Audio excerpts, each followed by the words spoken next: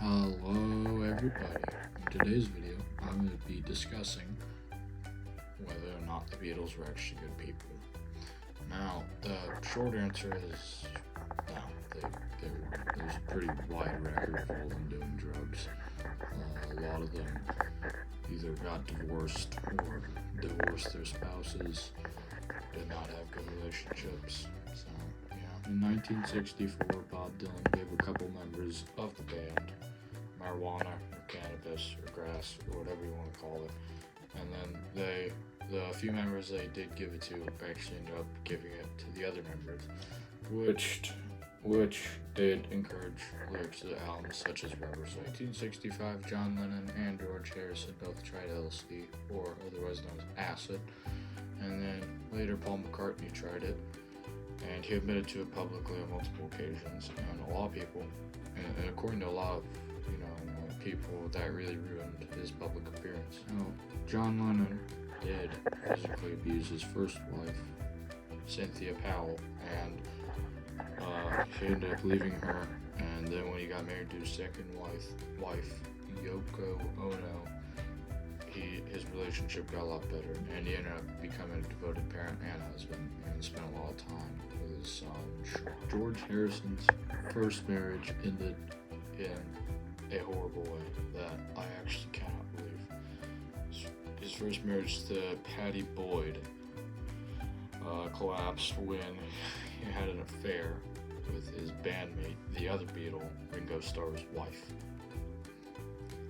And he was also very emotionally not attached, and it's kind of crazy.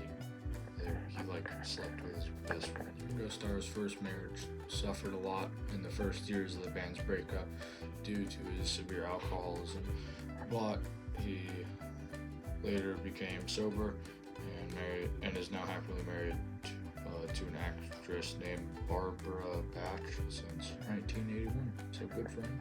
A lot of the members of the Beatles also broke the law on multiple occasions.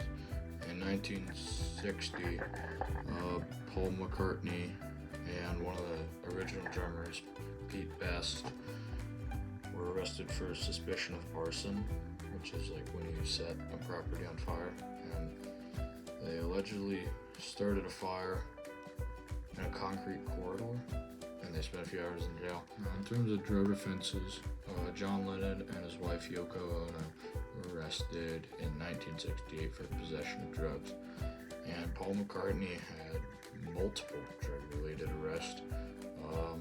In 1980, he spent 9 days in jail in Tokyo for custom reasons. They found half a pound of marijuana in his luggage. Oh man, you better hide it better than that. I feel like we could do better than that, Paul. You're one of the best musicians of all time, and you're a billionaire. You can pay off. All the Beatles were very bad people. I would still like to just point out how they are by far one of the best bands of all time. I mean, hands down. There's no really, if not one of the best, maybe the best. I think that Revolver, Rubber Soul, and Abbey Road, all three of those albums are fantastic, and I could listen to those all day and night, even if I wanted to. Even if I didn't want to, I think I still could.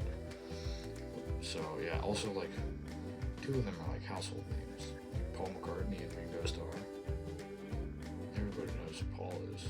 I can think of, I think a lot of people probably still know who Ringo Starr is. It is still crazy to me to think that every member of the Beatles did very bad things, but I think they kind of look over it a lot because they are in one of the greatest bands of all time, as I previously said.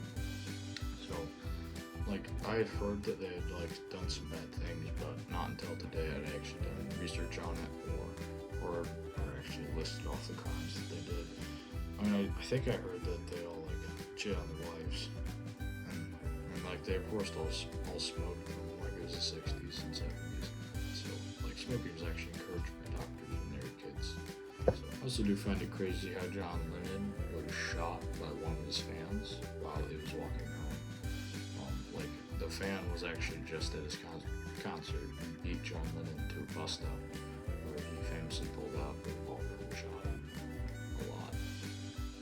think that he was like mentally ill. Like, I think they pled insanity. Because he said like the demons were telling him to do it or something. I'm not for sure about that one. I'll look into it, but that's some things that I heard. So, yeah, it's wild. If you're gonna be shot by somebody, I really hope it won't be one of your fans. Much less a dude who's like just at your concert. Like, I think he also got his autograph. Am I the only one who finds this to be wild? I'd also like to bring up the tragic death of George Harrison, because his was very sad. As all deaths, but his kind of stands out. His initial diagnosis was in 1997 for throat cancer, which in 2001 it ended up becoming lung cancer, which is a tribute of his lifelong smoking. And later that year, he became metastasis, which is when the cancer spreads through brain, and he died later that year. A very long and painful death from cancer. So please, God, don't smoke. It does also bring up the fact that Paul McCartney and Ringo Starr are still friends. Apparently, according to sources, they FaceTime each other about twice a month and get together for dinner whenever they're in the same town or country. In interviews, both of them talked about how much they love each other and how much they like spending time with each other. They've also made music together recently, and they both support each other's studio work. And at each other's shows, they'll invite each other on stage and they'll have a good time. And it's pretty fun because they've known each other since the 60s. Now, on that note, I'm not trying to diss the Beatles, though they're again a household name who made fantastic music. That doesn't excuse some of the bad things that they've done, but I'd still encourage you to listen to the music. It's so good. It's great. I've spent many days just listening to their music, trying to understand what they're about. Also, both my parents are pretty big fans of the Beatles, which is, of course, a big cause of my loving them. So, yeah, don't do drugs. And if you're going to get in a relationship, make sure it's the right one. And have a good rest of your day. Please subscribe. And see you next time. Bye.